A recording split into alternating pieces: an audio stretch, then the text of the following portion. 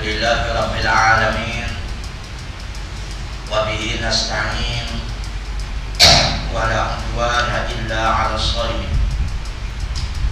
Asyhadu an la ilaha illallah wahdahu la syarika lah, wa asyhadu anna Muhammadan 'abduhu wa rasuluh. Allahumma salli wa sallim wa barik ala sayyidina wa maulana Muhammad wa ala alihi wa ashabihi wa ihtada bihadith wa istanna bisunnatihi ila yaumiddin, amma ba'd.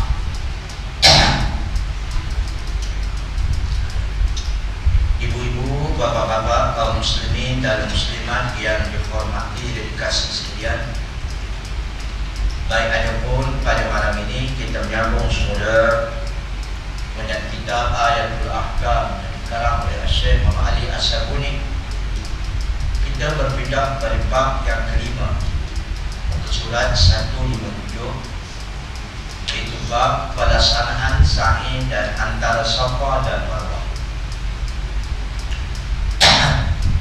Firman Allah Ta'ala, A'udzu billahi minasyaitonir rajim. Inna as-safa wal marwata min sya'airillah. Faman hajjal baita aw i'tamara fala junaha 'alaihi an yatawwafa bihima. Wa man tatawwa'a khairan fa inna Allaha syakirun 'alim. Ya, surah Al-Baqarah ayat 158. Yang maksudnya, sesungguhnya Safa dan Marwah itu adalah sebagian daripada syiar ataupun lambang agama Allah. Maka siapa menunaikan ibadah haji ke Baitillah atau mengerjakan umrah, maka tiadalah menjadi salah dia bersair berjalan dengan berulang-alik di antara keduanya. Itu Safa dan Marwah. Dan sesiapa yang sukarela mengerjakan perkara kebaikan, maka sesungguhnya Allah memberikan balasan pada lagi Maha Mengetahui.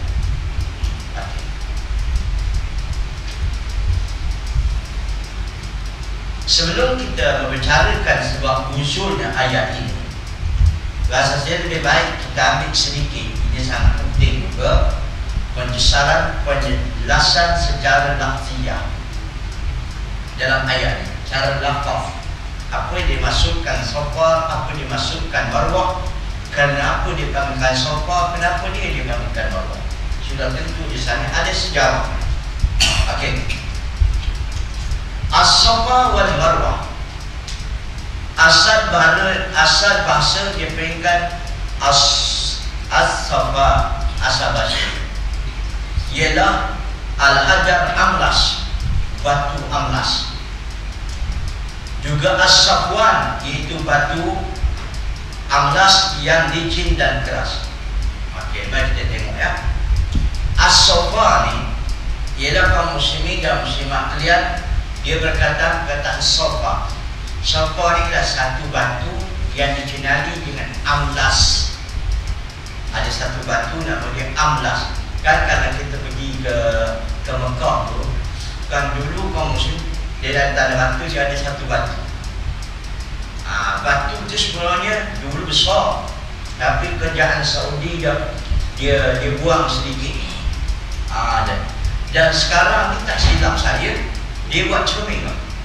Dia buat cermin. Kerana dia buat cermin tu ada alasan yang tertentu. Bukan tak mau meninggalkan sejarah ataupun asal batu tersebut, tak jadi masalah. Yang keduanya sebab ada dua perkara. Yang pertama, orang pergi naik atas bukit Safa, dia ajaran Islam sebagai satu cara kaum muslimin dan muslimat syiar saja.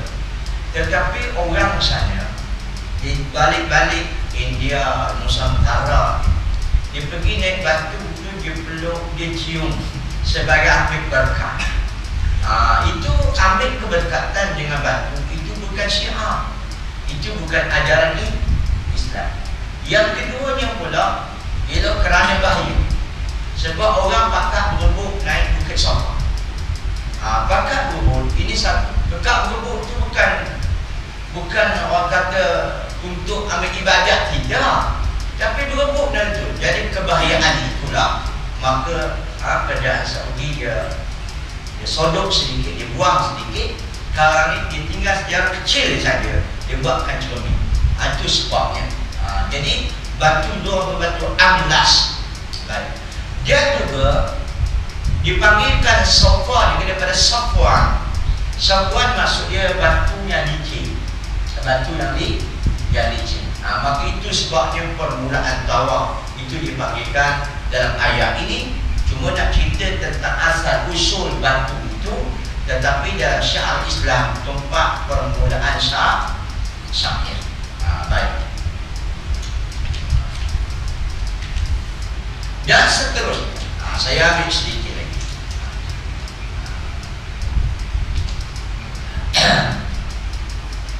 Sedangkan Marwah menurut Al-Khalil berasal daripada batu putih yang sangat keras. Bentuk jamaknya adalah marwan, sama seperti At-Tamrah dan Tamar. Kalau ikut bahasa Arabnya, seorang bernama ulama nama Al-Khalil, dia ni adalah seorang ulama luar. Dia kata bahawa Marwah dia berasal pada batu yang keras. Dia panggil Marwah. Okey.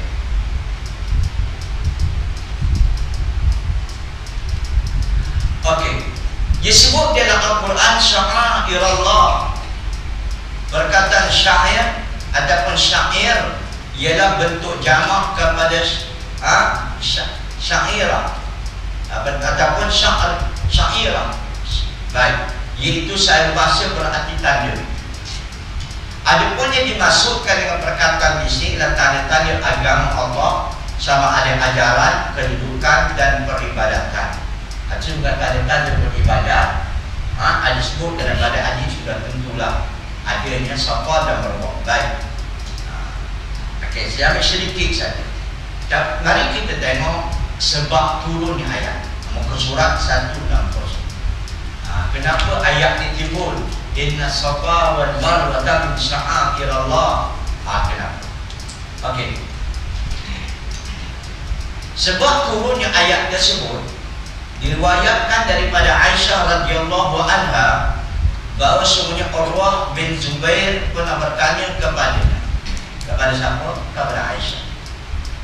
Ara'aiti qaulallahi ta'azza wa jalla inna Safa wal Marwah wa min sya'airillah faman hajjal baita aw i'tamara fala junaha alayhi ay yatawafa bihima. Qala faqultu fa wallahi ma ala ahadin junahun alla yatawwaba bihima.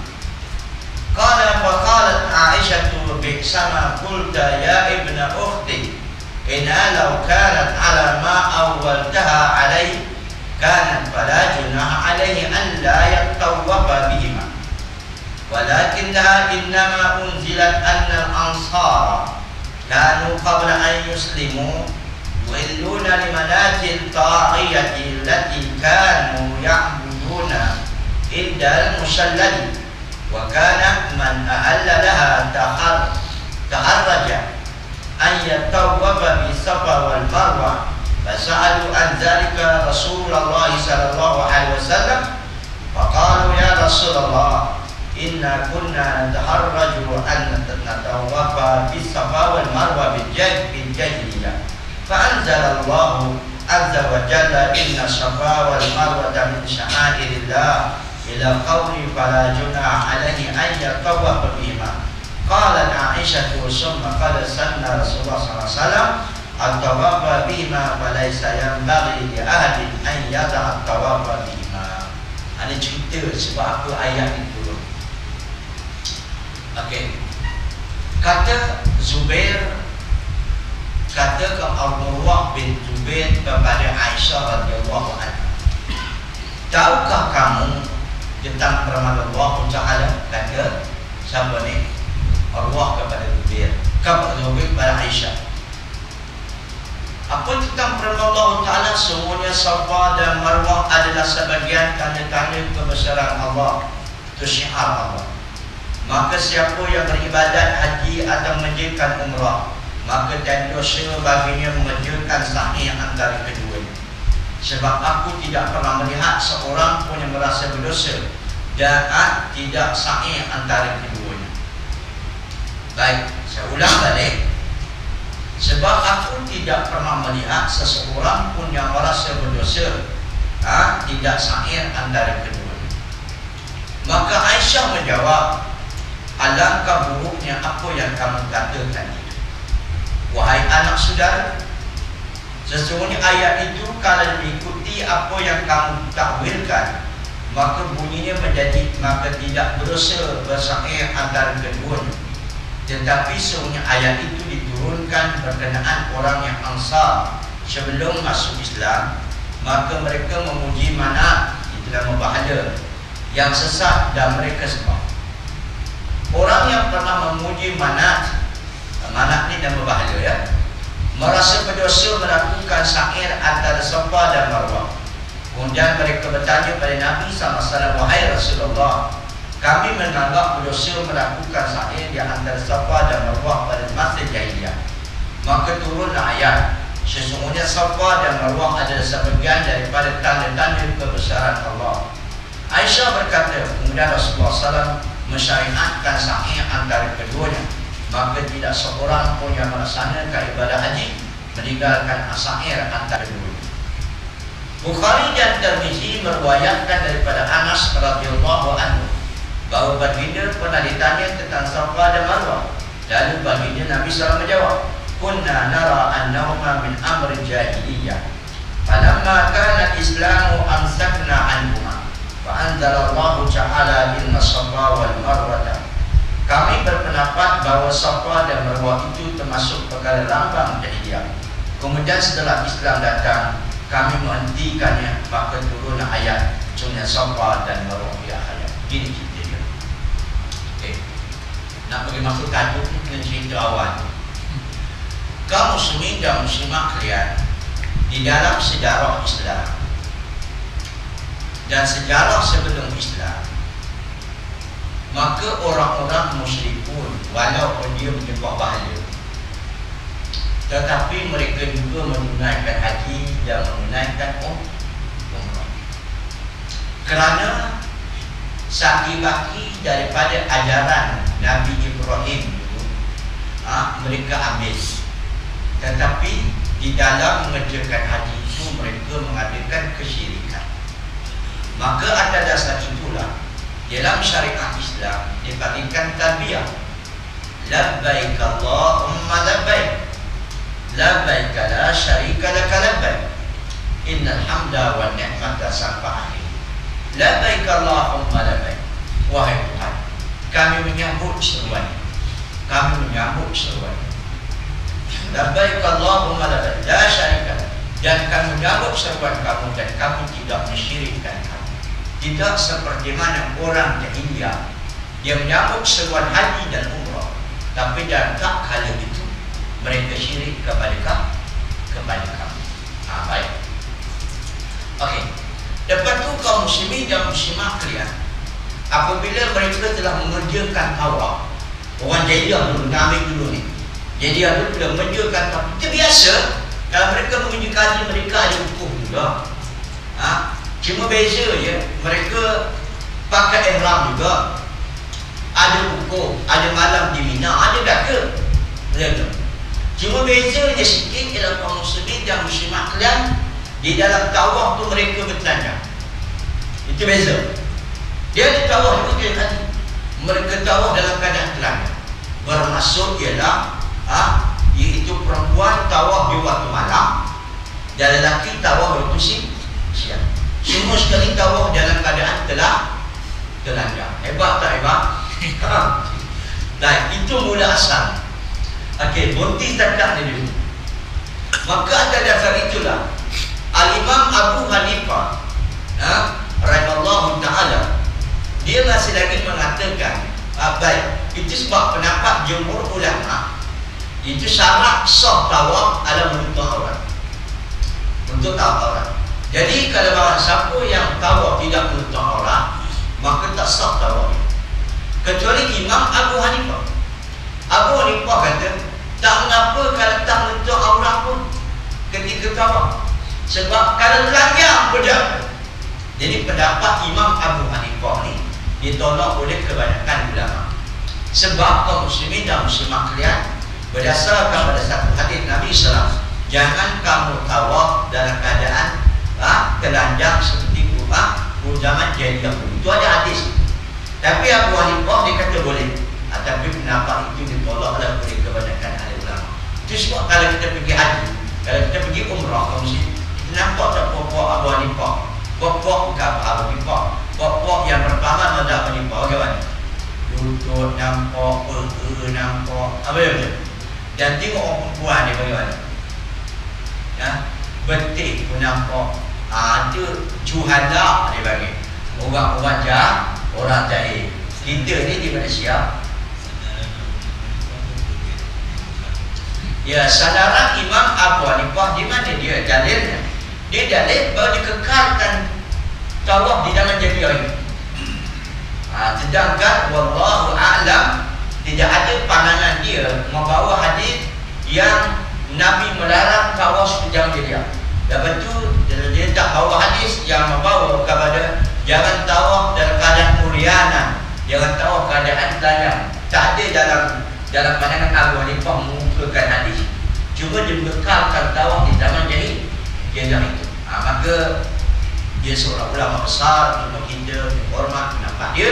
Tetapi apa daya hadis Nabi syariat Islam lebih disayangi daripada seorang individu. Memang tu.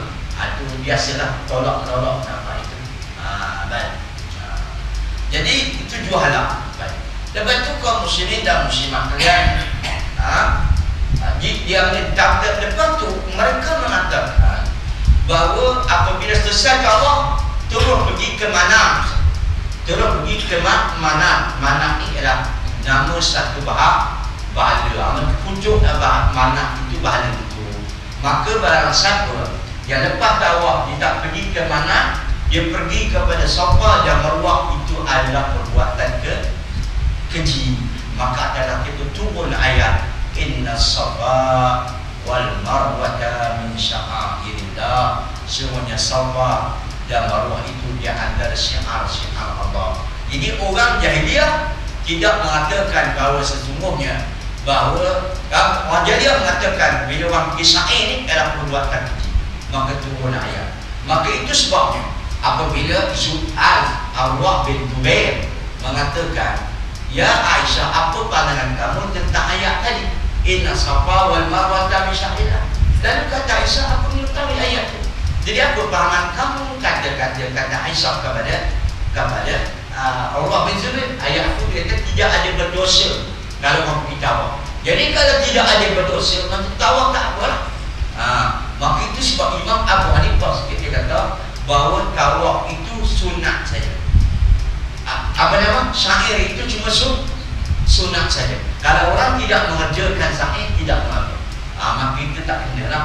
Sebab dia tolak oleh pendapat dari Nabi SAW yang ulama mengatakan dia antara rukun haji dan umrah. Baik.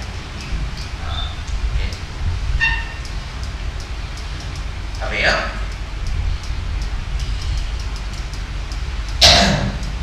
Jadi cara menyelesaikan masalah haji itu mereka pergi ke Ma'at, pergi ke Bahar Badr, selesai. Itu pendapat dan berubah ke turun ayat itu. Apa ya?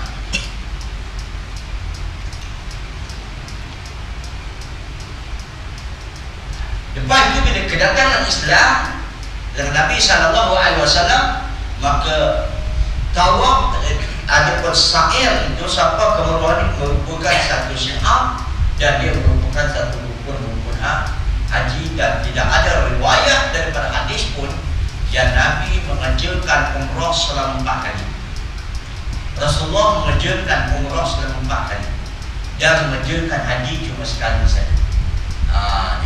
Dalam mengerjakan umrah itu kaum muslim dan muslimat kalian, Nabi tidak meninggalkan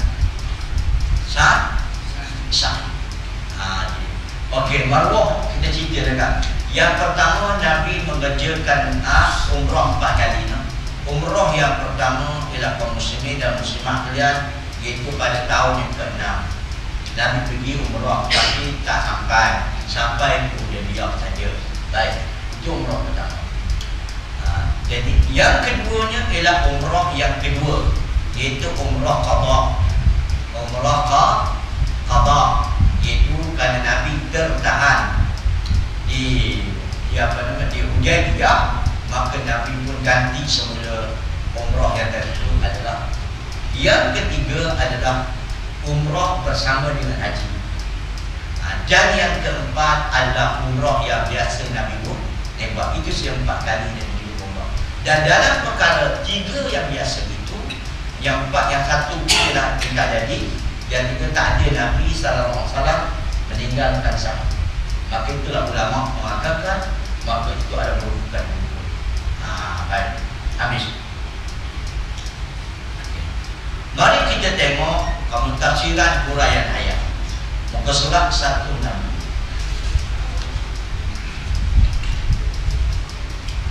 Jadi janganlah kita setengah orang ni, kaum muslimah kalian, dia ambil kata Imam Abu Hanifah saja. Saya takut orang bertaklid. Sebab orang ibadah ni cuba senang. Senang atas dasar dia ikut syariat.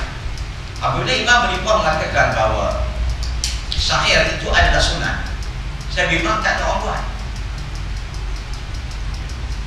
Jangan buat. Sebab dia ambil mazhab Abu Hanifah, kan syair itu kan susah buat. Betul dia mengatakan buat. Jadi permasalahan itu kata ya Aisyah, buruk sangat pahaman kamu, wahai apa nama? Urwah bin Zubair, buruk sangat pahaman kamu. Jadi gini, sebab orang zaman sekarang suka taklid ke mazhab. Suka bertaklid ke mazhab. Dia tengok mana mazhab yang mudah bagi. Jadi tak kenalah. Dia mengatakan Abu Hanifah kata sunat, tidak baik lebat dalam Hanifah, tak buat sunat saja. Tak kenalah tu. Itu sebab kenapa ada ulama ni kaum muslimin, dia boleh diterima dan dia boleh dipakai. Yang boleh diterima, yang boleh ditolak kerana kebersamaan dengan dalil. Yang boleh dipakai, yang mendapat tidak mendapati dengan dalil. Dia kata kalau kita mazhab mana-mana saja boleh kita pakai. Itu orang tak mengaji betul. Orang tak mengaji. Betapa banyak kaum muslimin dan muslimah kalian orang tolak pendapat setengah pendapat ahli para sahabat. Di kalangan sahabat tu tolak pendapat ini, tolak pendapat ini. Sebab mana-mana yang bercanggah dengan nas yang sahih, maka kita tolaklah. Walaupun manusia ini tak mentolak dan sembuhkan dia. Baik. Cuma bila menolak pendapat ulama, kita tidak beradab kepada dia. Itu sebab kata Allah A'lam, itu pandangan Abu Hanifah, tetapi mengikut pandangan hadis Nabi, pendapat itu bercakap. Tak boleh kita kata ini sesatnya Abu Hanifah, tak boleh nak begini. Orang baik. Itu juga pendapat mufti. Pendapat mufti kaum muslimin boleh diterima, boleh ditolak, boleh tidak. Jangan sebut dia mufti, engkau siapa? Tak boleh kata begitu. Macam pendapat mufti faham, itu kena tolak mentah-mentah. Kena tolak mentah-mentah. Saya tak sangka mufti pun tak tahu juga pendapat macam tu. Baik. DAP kata KPHP, MCA kata KPZ ni. Anak bola sikit kan, nampak mengantuk, tapi lain sikit. Kedua ya. Baik, katanya sikit, apa tak ada harfi nanti. Sini kan minum air sekejap. Apa makna zin? Apa makna harfi? yang tentang Islam, yang sebuah negara Islam.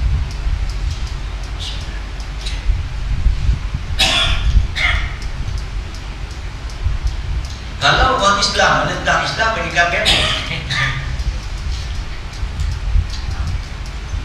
dia kaum muslimin dan muslimat. Kita ambil penjelasan sedikit kan.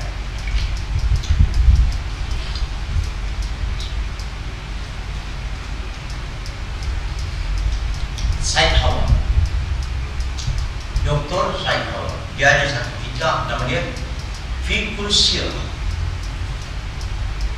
Amin Sejamdan. Cukup cantik kita.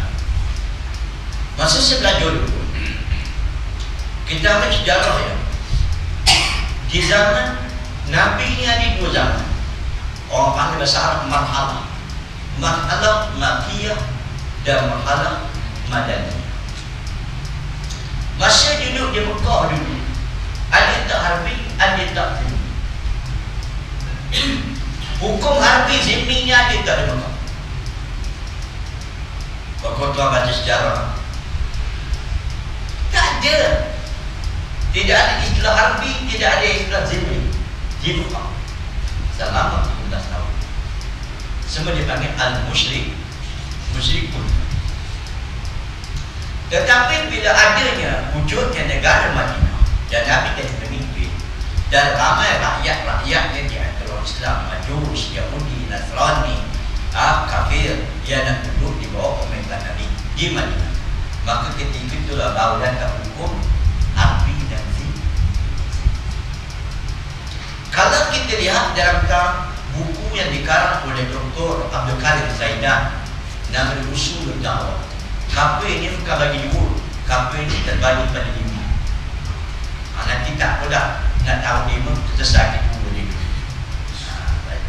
Bila sampai di Madinah, kau wujud harbi dan zimmi. Baik. Okey, jadi atas dasar itu sejarah yang digali oleh Syekh Hawa, dia kata bila kuliah sejarah tidak ada harbi dan zimmi dalam Mekah selama 13 tahun. Di Madinah 10 tahun berwujud harbi dan zimmi. Maka takrifnya ada tak? Zimmi, kafir harbi atau kafir zimmi. Kafir yang duduk dalam sebuah negara Islam. Duduk sebuah negara Islam. Dia buat perjanjian dengan ketua negara. Lepas tu dia lapor perjanjian. Itu adalah harbi. Dan jikalau sekiranya bila kafir duduk di sebuah negara Islam, dia bai'ah, dia berjanji, dia taat atas perjanjian itu, maka dia baikkan zimmi. Itu tak ada. Di Malaysia ni harbi ke zimmi?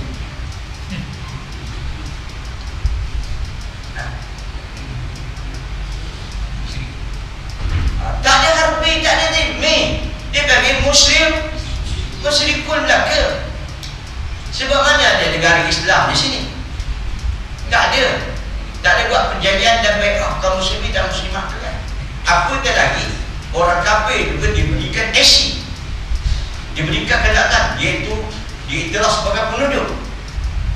Apatah lagi parti JP itu diiktiraf oleh perlembagaan, boleh bertanding. Tak mengerti politik ni susah kaum muslimin. Negeri apa pula dulu tak sakit. Jadi tak dia.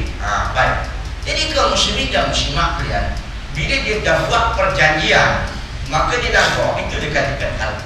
Tapi kalau sekiranya dia taat, dia buat perjanjian taat, tidak, itu dikatakan zimmi. Maka istilah yang mengatakan boleh diperangi itu bahaya. Islam tidak menuntutkan peperangan. Islam menuntutkan perdamaian. Dia kata pada boleh perang itu bahaya, itu tak mesti cakap kata tu. Baik. Jadi sekarang musyrikun. Ya Ustaz, saya nak cakap sikit. Dia kata kaum muslimin dan muslimat kalian, nampaknya dia dah tentang Islam dah. Tentang Islam dah. Bila ada duduk tentang itu zimmi dah. Tak boleh. Sebab bila duduk negara Islam, kemungkinan dia sendiri berasa takut. Kemudian dia berasa sana ada berasa satu keamanan. Tapi sekarang ni dia tak asal dia. Dia memang musyrikun lah. Terus saya kata dah kaum muslimin nak kafir tentang Islam pun. Yang aku marah hanya orang Islam yang tak Islam buat apa? Kenapa yang mikir lagi tu? Memanglah gitu. Okey. Jadi kadang-kadang berwujudnya yang keduanya kaum muslimin. Dr. Abdul Karim Zaidan, dia main falsafah banyak. Kadang-kadang sebab apa dia lawan Islam? Sebab dia tengok perangai orang Islam bodoh.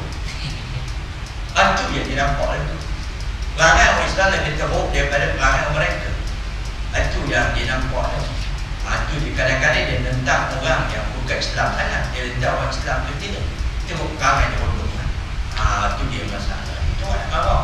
Jangan pandang hukum secara mendadak.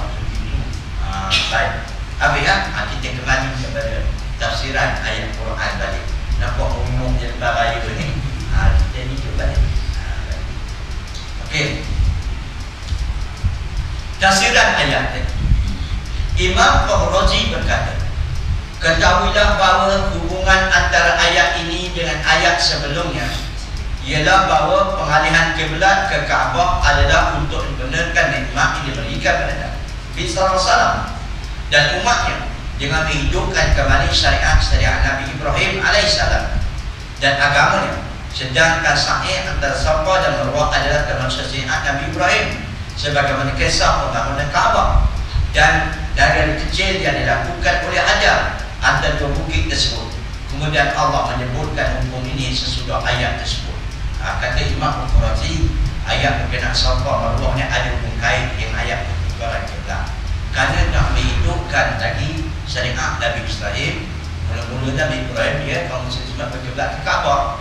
Lepas itu tukar balik, lepas itu kembali semula kepada Kaabah itu. Dan begitu juga dihidupkan syariat berkiblat ke Kaabah itu, maka dihidupkan balik juga, iaitu Safa dan Marwah itu dan sudah dimatikan oleh Quran dalam Hijrah. Sa'i di atas Safa dan Marwah itu boleh jadi wajib atau sunat. Maka bagaimana Allah sampai mengatakan bahawa sa'i antara itu tidak berdosa. Maka apa kata Imam Fakhrazi? Sa'i di atas Safa dan Marwah itu boleh jadi wajib atau sunat. Maka bagaimana Allah sampai mengatakan bahawa sa'i antara itu tidak berdosa? Akan itu jadi khilaf. Tidak berdosa. Sebab tak berdosa ni bukan hukum Islam. Tidak berdosa ni menolak anggapan orang jahili. Ada yang berlaku khilaf Abu Hanifah dengan jumhur. Bila dia sebut tidak berdosa, Abu Hanifah faham tidak berdosa di sini ialah tidak wajib. Sedangkan tidak berdosa di sini bukan mengatakan tak wajib. Ini menolak pandangan jahiliyah yang mengatakan bahawa sa'i itu adalah perbuatan keji. Ayat itu cerita nak tolak orang kafir. Jadi tapi Imam Abu Hanifah dia ambil dari tidak berdosa atau dia tak wajib, cuma sunat ya. Itu nampak tak dia punya pembahasan. Tak nampak saya ulang. Dalam ayat katakan tidak berdosa jika sekiranya kamu apa? Ayat ini bukan hukum. Ayat ini nak menolak pandangan jahiliyah yang menganggap sa'i itu keji. Maka itu kata tidak berdosa. Baik, jadi Imam Abu Hanifah memahamkan tidak berdosa. Jadi kalau orang tak buat tawaf, tidaklah berdosa. Ada yang faham buat tu? Ada yang jadi khilaf. Baik. Habis. Jawabnya, sesungguhnya di atas bukit Safa itu ada sebuah berhala yang disebutkan Isa. Ada di bukit Marwah juga ada sebuah berhala yang disebutkan iaitu Na'ilah. Baik. Menurut riwayat Ibnu Abbas, kaum musyrikin apabila melakukan sa'ir, mereka merusak-rusak kedua berhala tersebut hingga kaum muslimin khawatir menyerupai orang jahiliyah dan ada dosa sebab patung ini. Kemudian turunlah ayat tersebut yang menghapuskan kekhawatiran mereka itu sebab mereka melakukan sa'ir kerana Allah dan bukan kerana berhala. Ada pula kata Ibnu Abbas radhiyallahu ta'ala, di bukit Safa ada satu berhala namanya Isa. Isa. Dan ada pula di bukit Marwah ada satu berhala namanya Na'ilah. Jadi dalam masalah itu ya, orang-orang yang bila dia naik bukit Safa, dia tunjuk dia semua. Jadi orang Islam tak nak buat macam tu, dan mereka tak nak buat sahih, takut menyukainya. Maka akhirnya turun ayat tidak mengaku sebab kamu pergi Safa dia bukan nak tunjuk berhala, tapi untuk melakukan sahih, untuk daripada melakukan syiar Allah Ta'ala. Baik. Syukur artinya suatu pembalasan keadaan baik. Habis ya. Ini pandangan Ibn Abbas. Pandangan Ibn Abbas. Satu ayat. Satu riwayat pandangan Ibn Abbas, tapi dia tak mengikutkan hadis lah. Itu pandangan Ibn Abbas. Syukur artinya suatu pembalasan ke atas nikmat dan kebaikan yang diterima dengan pujian dan terima kasih. Maka mustahil bagi Allah bersifat syukur dengan makna ini, sebab tidak ada seorang pun yang memiliki kemampuan yang memberikan kenikmatan yang layak untuk disyukuri Allah.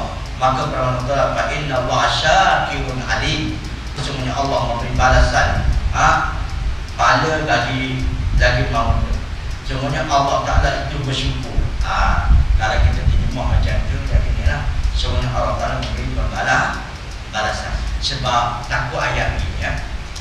Sesungguhnya Allah Ta'ala itu maha bersyukur. Tak kena sebab syukur ni adalah satu pembalasan yang nikmat yang diberikan kepada sesiapa. Jadi siapa yang beri nikmat kepada Allah sehingga Allah Ta'ala nak syukur. Jadi atas ayat ni para ulama mengatakan ayat fa inna Allah syakirun. Sebenarnya Allah Ta'ala maha memberi pembalas.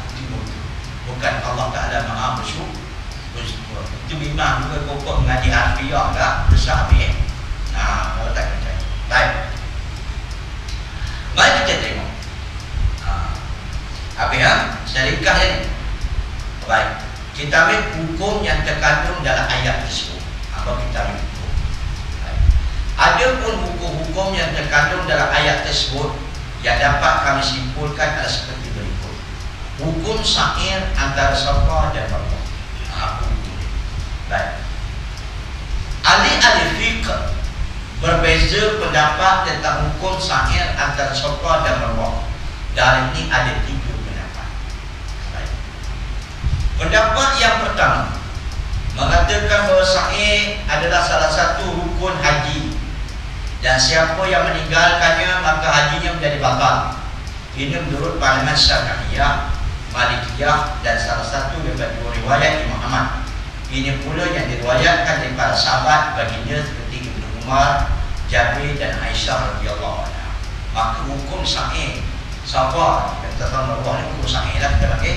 Ada 3 pandangan ahli ulama. Pandangan pertama dia merupakan rukun haji. Ini Syafi'iyah, Malikiyah dan 2 pandangan Imam Ahmad dan juga daripada Aisyah, Ibnu Umar dan Jabir. Jadi barang siapa tak buat sahih maka tak sah haji. Bila sebut rukun maka boleh tak berdendam. Tak ada ganti kan. Orang tinggalkan rukun dia kena ganti rukun yang dia kena bayar dam. Memang. Baik. Pendapat yang kedua menyebut bahawa sa'i itu hukumnya wajib, bukan salah satu rukun haji. Cuma wajib haji. Sehingga siapa yang meninggalkannya maka dia wajib bayar. Ini menurut mazhab Imam Abu Hanifah dan Sufyan As-Tsauri. Dia kata wajib saja. Bukan sunnah wajib. Silap ya. Dia kata wajib. Imam Abu Hanifah kata wajib.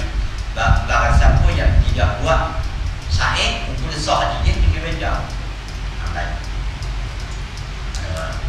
Pendapat ketiga menyebut bahawa sahih itu sunnah bagi yang meninggalkan, tidak ada hukuman apapun. Ini menurut mazhab Ibnu Abbas, Anas dan satu riwayat daripada Imam Ahmad. Sudah. Jadi Ibnu Abbas kata dan juga Anas, Muhammad kata iaitu sahih itu sunnah. Barang siapa yang tak buat maka tak dapat. Mazhab buat itu lebih bagus dan tak kena bayar dah. Itu pandangan ahli ulama. Baik. Ustaz, ini berat, ini pendapat Ibnu Abbas tak oi. Ini pendapat Anas. Betul. Jawab balik dah. Mana dia pendapat Ibnu Umar? Mana dia pendapat Aisyah? Mana dia pendapat yang mengatakan rukun? Jadi di mana khilaf ulama? Dalil kumpulan pertama jumhur mengatakan rukun haji, rukun umrah. Sabda Nabi SAW, is'au fa inna Allah kataba alaikum sa'ya. Baik. Okey. Bersa'yilah kerana sesungguhnya Allah mewajibkan sa'i ke atas kamu. Hadis dari Ibnu Majah, Ahmad dan Syafi'i secara di atas Al-Qurtubi. Berdasarkan riwayat disebut bahawa Rasulullah SAW ketika mengerjakan sa'i dan haji dan Hajjatul Wada dan dekat dengan Bukit Safa, begini baca inna Safa wal Marwata min sya'airillah. Di sini Allah menyebut Safa dan dulu dan dia bersabda ibda'u bima bada Allahu bi, mulailah dengan apa yang Allah mulai dengan. Maka dari pendapat jumhur mengatakan is'au, bersairlah kamu. Cuma sa'i itu kata ba'alaikum, diwajibkan ke atas kamu sahih. Maka yang keduanya, di dalam hadis yang lain bahawa Nabi SAW bila mendekati Bukit Safa dan Marwah, masa Bukit Safa dia kata inna safa wal marwata, misalnya itu juga satu dalil menunjukkan bahawa Nabi SAW buat sahih. Baik. Kemudian bagi dia menyelesaikan sa'ihnya 7 kali dalam menyuruh sahabat mengikutnya. Sunnahnya yang mengatakan uzu anni manasikakum, ambillah dari sunnahku manasik haji kamu. Jadi kan hadis itu buat Imam Muslim kata uzu anni manasikakum, ambillah daripadaku bagaimana aku mengerjakan haji.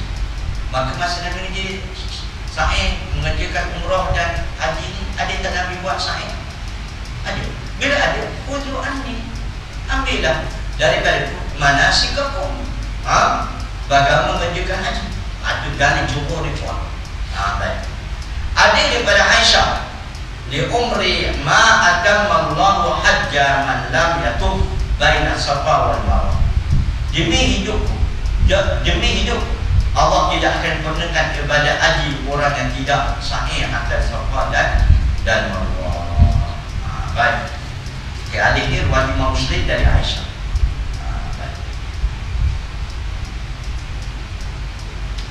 Dalil golongan yang kedua, iaitu Imam Abu Hanifah, mengatakan sa'ih itu adalah wajib. Bahasa apa yang tinggal kena berdam.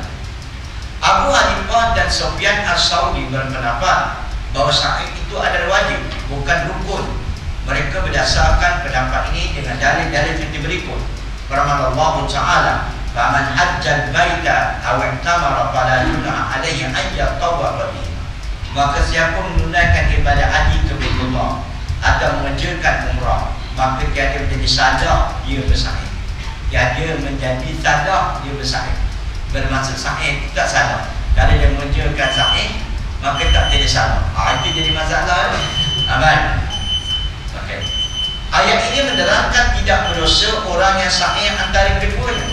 Ini berarti bahawa sahih itu boleh, sedangkan sesuatu yang hanya boleh itu tentu bukan rukun, tetapi dia perbuatan Nabi SAW menjadikan sebagai wajib, maka menjadi wajib bagi ukur di Arafah, melemparkan jumrah dan tawaf ibadah yang cukup membayar dam denda bagi orang meninggalkan. Ya ke? Ukur pada Arafah ni, kalau orang ukur dia boleh bayar denda kan? Mana sah kan? Kalau dia kaum muslimin dalam semak kelas meninggalkan tawaf ibadah, tawaf haji, mana dia kias macam tu? Bila dia bagi Hanifah, dia bagi semua tu wajib. Wajib. Kalau kita ada beza rukun dengan wajib. ya, memang sahih. Rukun kalau siapa dia tinggal, dia kena bayar dam dan dia tak sah haji dia. Dia kena ganti. Wajib ni kaum muslimin dan muslimat kelas haji dia sah, dia kena bayar dam. Jadi kalau dia pada hukum dia tak ada dia. Sebab Nabi kata al-hajju Arafah. Haji itu adalah Arafah. Kalau haji itu Arafah, kalau tak ada Arafah tak ada haji. Baik. Okey. Hadis yang diriwayatkan oleh Syafi'i dan Urwah bin Mudarris At-Ta'i, dia berkata, aku pernah menghadap Rasulullah di Muzdalifah. Lalu aku tanya, wahai Rasulullah, aku datang dari Gunung Ta'i. Tidak aku lewati sebuah gunung pun melainkan aku baca wukuf di atas. Apakah aku berarti telah berhaji? Dan Nabi SAW menjawab, barang siapa solat bersamaku, solat ini dan wukuf bersama di tempat ini, dan benar-benar dia tidak sampai ke Arafah sebelumnya pada waktu pagi atau siang, maka benar-benar telah sempurna hajinya atau boleh menghilangkan kotoran. Baik, hadis ini dalam apa dia kata? Ada seorang adik riwayatkan oleh Imam Syafi'i dari Urwah bin Mudarris At-Ta'i berkata, aku pernah menghadapi Rasulullah SAW di Muzdalifah. Dan aku bertanya, Rasulullah, aku datang dari Gunung Ta'i, tidak aku lewati sebuah gunung pun melainkan aku baca wukuf di atas. Apakah aku berarti telah berhaji? Nabi SAW barang siapa solat bersamaku, solat ini dan wukuf bersamaku di tempat ini, dan benar-benar dia telah sampai ke Arafah sebelumnya, waktu itu waktu siang hari, maka benar-benar dia bilang, walaupun dia sebab At-Ta'i ini gunung-gunung itu masih dalam lingkungan Arafah lagi. Baik. Jadi ada dasar ini Sudut pengamalan dalil daripada hadis ini ada dua. Bahawa Tuhan Rasulullah SAW tentang kesempatan ibadah haji, sedangkan sa'i tidak disebut. Sudah ada. Tak disebut. Sebab Nabi kata barang siapa yang dia ukur bersama dengan aku, solat bersama aku, tak sebut sa'i pun. Sa'i tak sebut.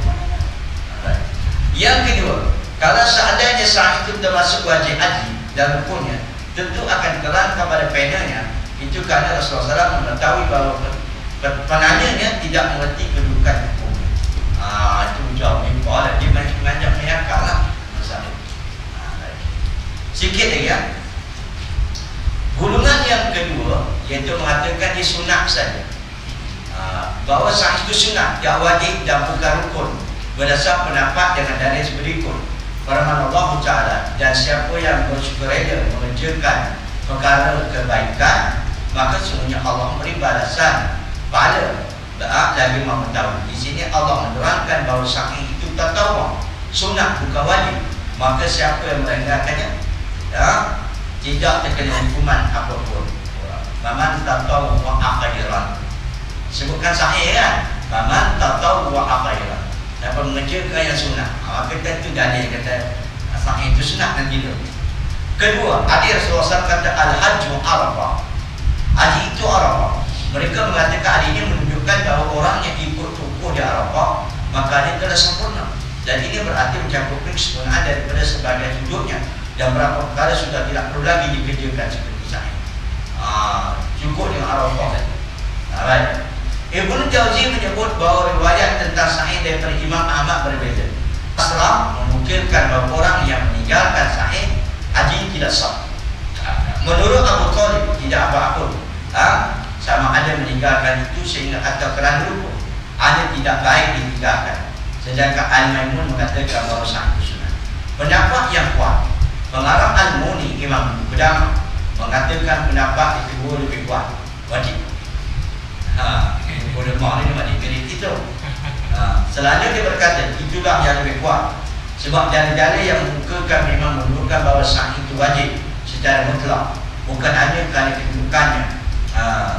Daya timul wajib lebih wajib. Sedangkan perkataan Aisyah dalam yang tentang oleh pendapat sahabat-sahabat lainnya, aku pengarang pendapat bahawa yang benar adalah pendapat jumhur. Syekh Ali Asyaduni di kedalam dia jumhur. Uzu'an di mana ini maksudnya hujah kata. Walaupun orang kata Quran tak sebut, Nabi cuma sebut dikata Al-Hajjul Arafah. Walaupun ada hadis yang dikatakan oleh Imam Abu Hanifah, yang ada seorang berkata, aku pergi tawaf di bukit sana, Nabi kata siapa mengerjakan haji, solat pun Nabi itu haji. Itu andaian orang. Tapi bila Nabi kata Uzu anni manasikakum, ambillah cara kamu mengerjakan haji daripada aku. Nabi tidak ada sana. Nabi tak tinggal sana. Bila tak tinggal sana, tak ada kaedah dalam bab itu. Memang sebab Nabi pernah buat umrah 4 kali dan Nabi mengerjakan itu dalil yang kuatlah. Jadi pendapat yang sahih dia dibukakan oleh jumhur ulama yang katakan Syekh Mahdi Sabuni, dia kata dia ada wallahu a'lam. Jadi inilah pembahasan alim ulama ni cukup sedap. Itu sebab kita tertarik pendapat dia sama ni, sebab dia ambil dalil, dia ambil dalil. Sedang ulama dia menterjihkan pendapat ulama, dia ambil pendapat itu, pendapat ini. Bila banyak pendapat itulah sahih. Itu pengajar hukum tak kena. Minta maaf cakaplah bila orang tanya tentang permasalahan apakah hukum, boleh tak puasa sunat Syawal disekalikan dengan qada?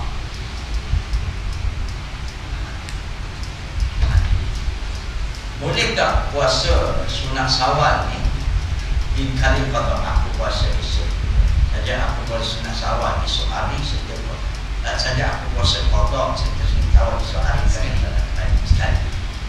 Jadi saya tengok pembahasan yang tidak ada surat khabar atau jawab dari saja sebenarnya dan sebagainya internet. Saya tengok ulama-ulama dia jawab, kata ulama ni Ibnu Hajar kata boleh, kata ulama ni kata boleh, kata ulama ni kata boleh. Kalau sebut 1000 pendapat ulama, kalau tidak mengukakan hujah dan dalil, bukan cara pengambilan. Boleh faham? Kita tak macam Syekh Muhammad Ali As-Sabuni kata. Macam mana? Macam mana hukum ulama mengatakan sa'i itu ada hukum. Ini dalil. Yang muka kali uzu'ani manasikakum is'a. Begitu. Dan nampak ulama mengatakan bahawa sesungguhnya bahawa sa'i itu ada sunat. Mana pendapat dia yang muka kali hujah dia. Itu baru sedap bangsa hukum. Ini boleh sebab Ibnu Hajar kata, orang ni kata, orang ni kata, orang ni kata. Main kata itu tak ada hujah. Baik. Apa lagi kau mesti kita ambil satu hujah. Ibadah ni bukan 1000 hujah. Saya tanya tu guru saya, Profesor Salah ulama, ibadah ni bukan 1000 hujah. 1000 bolehlah 3 dalam satu dan 3 dengan satu. Boleh kan? Dalam 1000 boleh lah. 3 dalam 1. Ibadah ni mana boleh 3 dalam 1 tu? Kalau boleh kaum muslimin dan muslimah kelah, apa syaratnya kita sembahyang maghrib, kita isyak, kita jamak budak-budak ke aku sembahyang isyak, lalu isyak 4 rakaat serta baqiyah isyak. Boleh.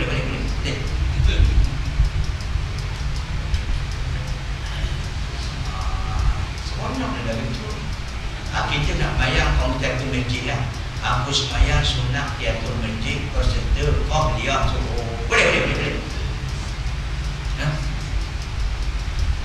Tak nak jawab pula jawapannya. Itu jangan ibadat, kena jangan jawab macam sempur tau. Macam sabur 3 dalam 1. Jangan. Ini pendapat.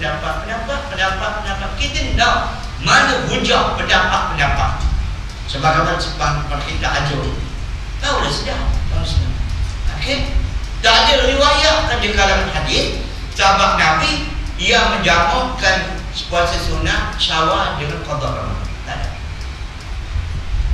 Ibadah kena ada dalil. Ibadah tak ada main pendapat ulama. Mana ada dalil.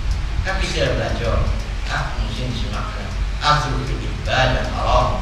Asal ibadah itu adalah haram. Betul ada dalil yang mengatakan. Kalau dalil yang mengatakan begitu, kata orang, ini cerita lain ni, banyak sikit ni. Kata orang ustaz, apabila kita semayang, masuk masjid, waktu zuhur dah masuk, bila kita niat aku semayang sunat apabila zuhur, maka tu masuklah ke masjid pun dah masuk, sunat wuduk pun dah masuk. Seronoknya dia. Sekarang ni orang dah sadar kita wuduk. Di sana pula ada sembahyang sunat wuduk. Kena pula tiada masjid, kena ada qobla zuhur. Jadi ustaz, kalau kita sembahyang qobla zuhur ni, dia kata ustaz kita termasuklah tu. Sunat wuduk pun termasuk, tiada masjid pun termasuk. Sejak daripada dia sunat punya. Baik. Saya minat pendapat Asyik Muhammad Salih Hussein. Baik, kita masuk masjid di kaum muslimin. Ada tak Nabi suruh kita ni suruh ke masjid? Cuma Nabi sebut iza dakhala ahadukumul masjidah. Barang siapa yang masuk masjid, tunailah buat 2 rakaat sebelum dia duduk. Tunai 2 rakaat. 2 rakaat tu apa maksudnya? Kata masjid tak?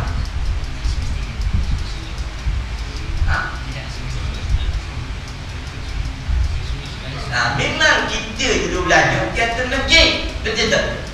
Jadi dalam hadis tu tak sebut kata masjid. Bila masuk masjid tunai 2 rakaat. Jadi bila masuk 2 rakaat, kalau kita bayang qabliyah zuhur, maka itulah termasuk hadis. Kalau kita niat tahiyatul masjid, itulah masuk dia yang kata 2 rakaat. Kalau kita masuk hadis bila kita mayang tu, maksudnya tu juga itu dah masuk hadis. Kapan apa niatnya? Betul. Ini tidak. Jadi dia apa bila suruh aku masuk. Syempu semula ibadat. Jangan buat macam tu. Okey? Itu sebab kita minta alim ulama Malaysia ni ustaz lah. Ustaz benar ustaz lah. Muslimin dan dia ustaz kafe orang semua tu. Ini kafe, keluar jemaah kafe. Ngaji aku tahu dia ngaji tabah mana. Ngaji sekali dengan aku, tak lulus semua. Itu dia. Abang kejambuk, banyak. Pakai serban, dia kata ustaz. Ngaji dia dulu, tak habis. Dia macam Masya Allah. Keluar jemaah kafe. Dia cakap, bahasa Arab, ngaji. Kita Arab, tak ada ngaji. Apa tu? Itu namanya luar negeri Musa. Kamu tak kenal tu?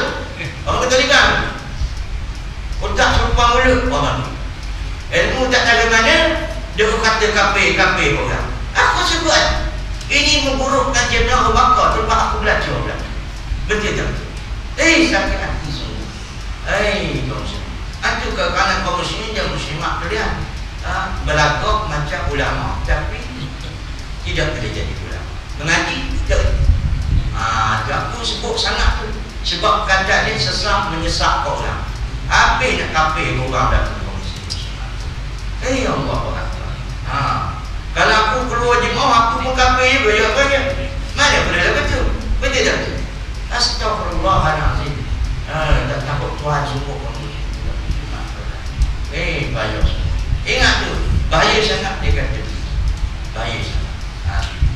Orang duduk mengaji awak tidur. Itu dah jawapan. Balik Malaysia jadi ulama. Itu dia. Kita sebut nama tu sebab dia bahaya kaum muslim. Duk kafir orang lagi. Kejap kafir. Mudahnya kafir orang. Aku kalau sekiranya kalau senyap tak apa, aku tak buka kaipan orang. Tapi kalau ada lebih sekarang aku buka. Bayar dia faham. Mengenai ilmu tahu mana sana. Jangan lebih pada ulama-ulama. Betul. Ini ibarat reba lebih daripada tuan mereka pun. Okey. Bahaya tu kaum muslim. Sebab aku pernah bujur dengan dia dah. Mutabik balik. Mu faham mana hadis tu? Bila faham hadis dia, akhirnya bila sebut tu Syekh kita hadis tak mengajar macam tu. Dia mu faham ke mana? Baru dia tahu. Dia dah terima tu Syekh benar. Ya Allah. Apalah kosong nama Islam tu kosong. Tapi Allah ada. Saya tak nak sebut nama tapi dia pun sakit hati dia dah pergi sana untuk kafir orang tak sebut kerendahan mana ilmu dia. Itu sebab ada orang kata biasa cakap dalam ulama dah cakap bahasa Arab pun 40% ya. Kalau cakap Arab pun elak erok betul soal tu. Kalau nak cakap Arab, orang kata kaifa haluka, dia kata kaifa haluka. Ada soal tu. Lebih sana. Tawaduk sikit. InsyaAllah lain kali kita sambung tentang bab yang kena hukum menyembunyikan ayat-ayat Allah.